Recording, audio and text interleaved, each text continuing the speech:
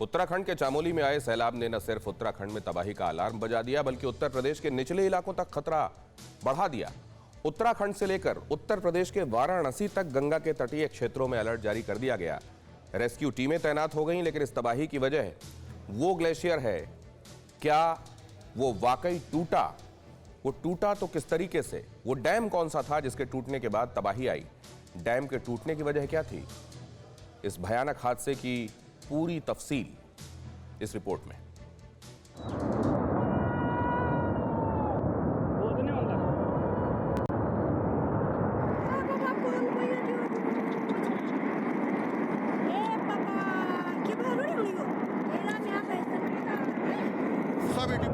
देखिए भाई, तूफान आ रहा जबरदस्त, कंपनी की तरफ जा रहा है ये।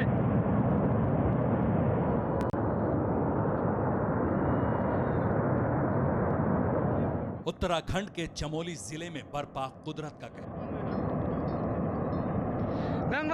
टूट चलो नीति घाटी में ग्लेशियर टूटा। ऋषि गंगा पावर प्रोजेक्ट के तहत बना कॉपर डैम तबाह। लेने का है कंपनी का यार।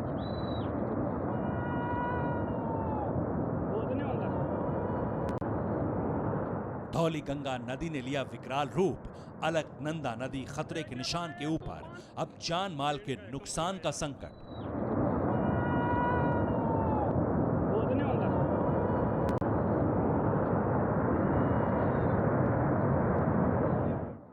चमोली के रैनी गांव में आई इस कुदरती आपदा की वजह से बड़ी तबाही आ गई। ग्लेशियर का टुकड़ा डैम में गिरा, जिससे डैम क्षतिग्रस्त हो गया। बांध में जमा पानी तेज बहाव के साथ निकला, जिसने तपोवन बैराज को ध्वस्त किया और विष्णुप्रयाग में अलकनंदा नदी से मिल गया।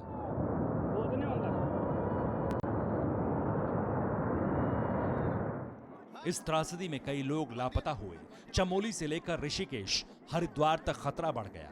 इसलिए अलर्ट उत्तर प्रदेश के बनारस तक जारी किया गया। एहतियातन भागीरथी नदी का पानी रोका गया। श्रीनगर डैम और ऋषिकेश डैम को खाली कराया गया, ताकि बाढ़ जैसे हालात और 2013 में आई आपदा जैसे हालात को बनने से रोका जा सके। हम आपको डरावने मंजर की हर तस्वीर दिखाएंगे, वो रूट भी बताएंगे जहां जहां खतरा मंडरा रहा है। लेकिन इससे पहले ग्लेशियर टूटने का मतलब जान लीजिए, जिससे इस आपदा की गंभीरता को समझने में मदद मिलेगी। तस्वीरें सांकेतिक हैं, लेकिन नीति घाटी में ऐसा ही भारी भरकम ग्लेशियर है।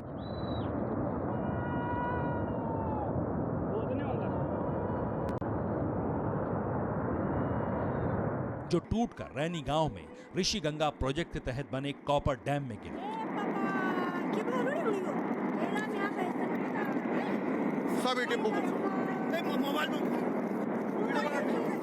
और 24 मेगावाट बिजली का उत्पादन करने वाला ये बांध ध्वस्त हो गया। कंपनी की तरफ जा रहा है ये। लेकिन जिस ग्लेशियर से ये तबाही आई, वो होता क्या है, ये भी जान लीजिए। सालों तक भारी मात्रा में बर्फ जमा होने से ग्लेशियर बनता है। दुनिया के 99% ग्लेशियर बर्फ की चादर जैसे होते हैं। 1% ग्लेशियर अल्पाइन यानी ऊंचाई क्षेत्र वाले होते हैं।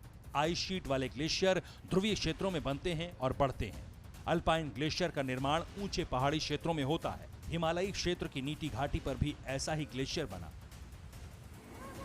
और इसी ग्लेशियर का हजारों लाखों टन का टुकड़ा टूटकर कॉपर डैम के ऊपर गिरा, जिसके बाद इस रास्ते में मिलने वाली तमाम नदियों के पानी की धाराओं ने विकराल रूप ले लिया। अब आपके जहन में अगर ये सवाल उठ रहा है, आखिर ग्लेशियर टूटता क्यों है, तो इस जिज्ञासा को शांत कर लीजिए।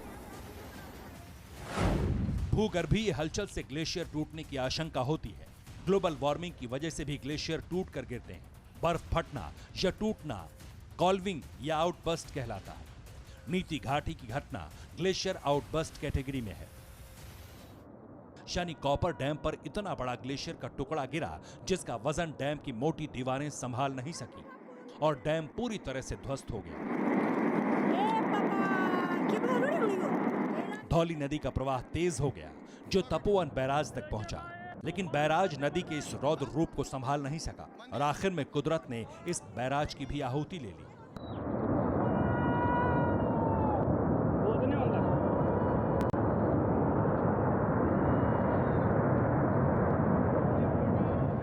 भीषण जल धाराएं तेजी से अलकनंदा नदी की तरफ बढ़ीं और फिर गंगा नदी के तटीय क्षेत्रों में अलर्ट जारी हो गया।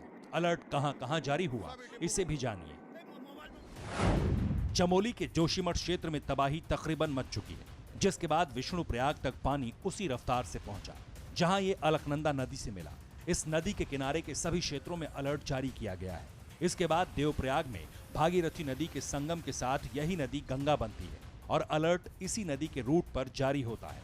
रूट के तहत ऋषिकेश, हरिद्वार, मुजफ्फरनगर, मेरठ, बरेली, अलीगढ़, कानपुर, इलाहाबाद, मिर्जापुर और बनारस तक अलर्ट जारी हो चुका है।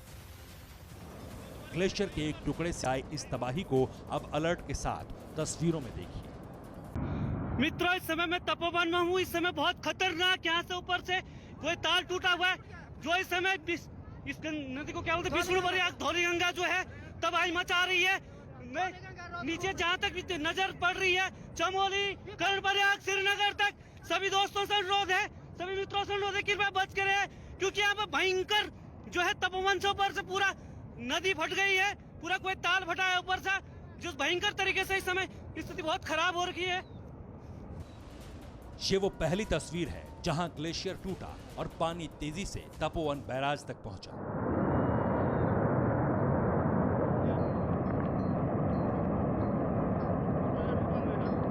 और फिर बैराज पूरी तरह तबाह हो गया।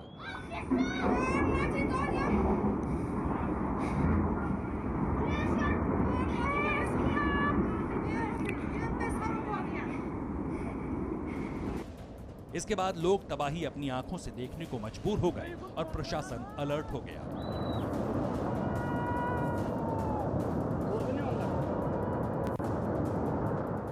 निचले हिस्से में रेस्क्यू टीम तैनात हो गई।